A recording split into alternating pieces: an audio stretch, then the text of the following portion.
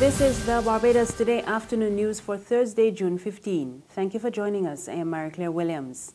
Tourism Minister Richard Seeley is reporting that the island's room stock could soon exceed 7,000. Seeley was addressing the 65th anniversary awards ceremony of the Barbados Hotel and Tourism Association at the Lloyd Erskine Sandiford Centre last night.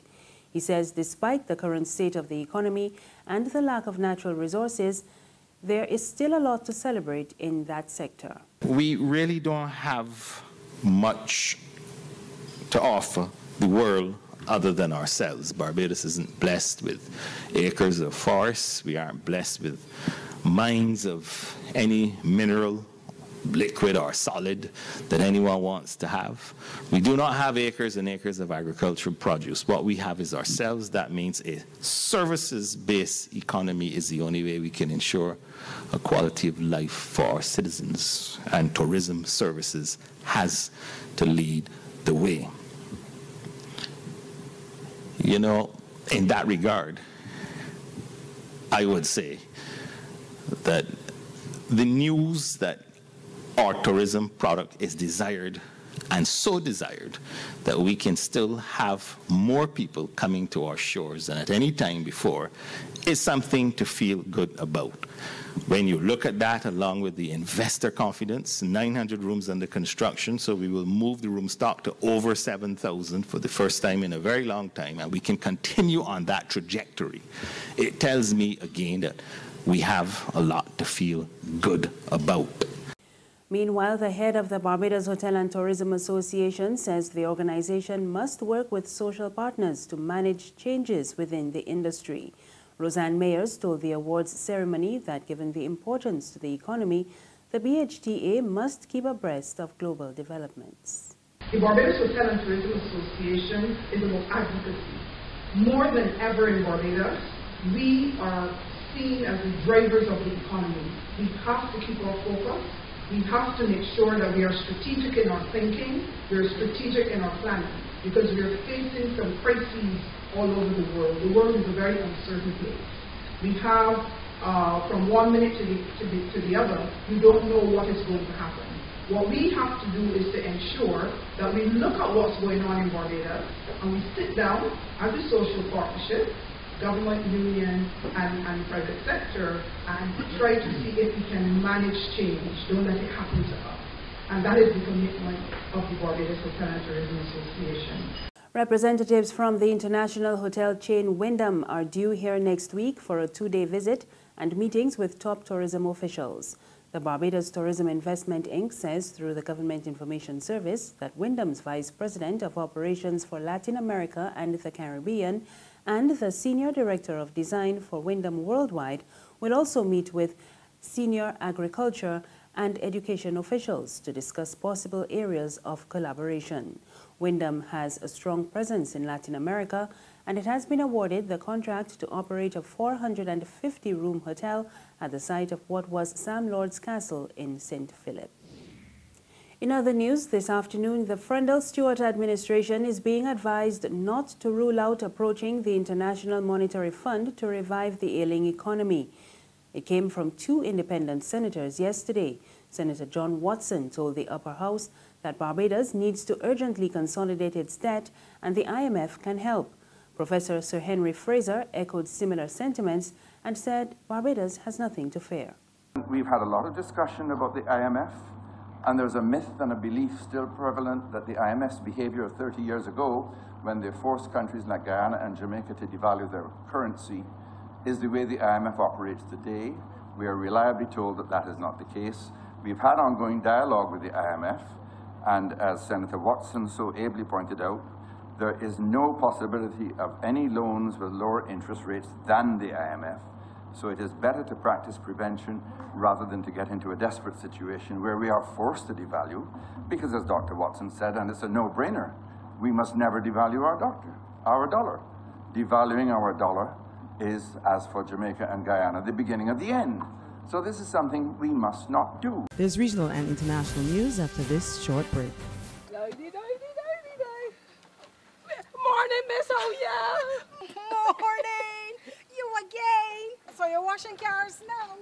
Well, I can't keep up with you at all. Yes, girl, you know they're going to provision to selling slow.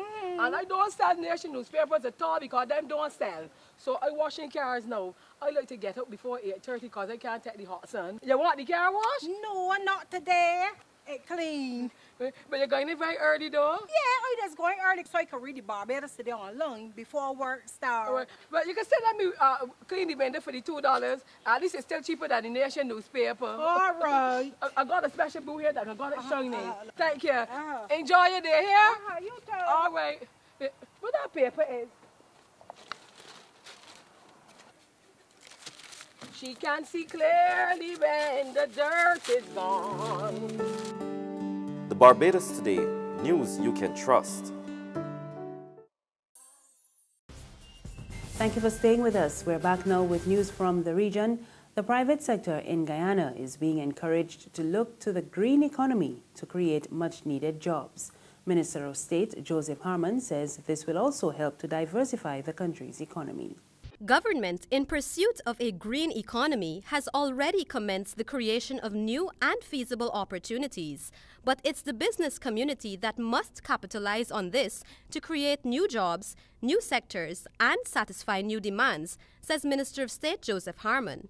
Understanding how climate change will affect private sector activities and incentives that need to be created is critical within the Guyanese context. An understanding of the role and impact of the private sector in delivering adaptation and mitigation support, inclusive of climate resilience, is important to us. It is crucial. Minister of State Joseph Harmon. Minister Harmon noted that the objective is to re-diversify Guyana's economy from traditional sectors and open up sustainable income and investment opportunities in high-growth sectors, and that this must be concerted effort. Opportunities abound for the private sector involvement in this green economy. Measures for the inclusion of the private sector would include accessing credit facilities under the Green Climate Change Fund, the private sector facility. And finally, British Prime Minister Theresa May has ordered an inquiry into the Grenfell Towers fire that killed at least 17 people. The death toll is expected to rise, but fire chiefs say they do not expect to find any more survivors. We get more in this Reuters report. Some were sleeping when the fire broke out just after midnight and awoke to find themselves trapped. Flames ripped through the Grenfell Tower block in West London with terrifying speed on Wednesday, witnesses say. Scores were injured. Police warn the death toll will probably climb. Sadly, I can confirm that the number of people that have died is now 17. There are 37 people receiving treatment, of which 17 are still in critical care. Firefighters, more than 200 of them, battled the inferno for hours.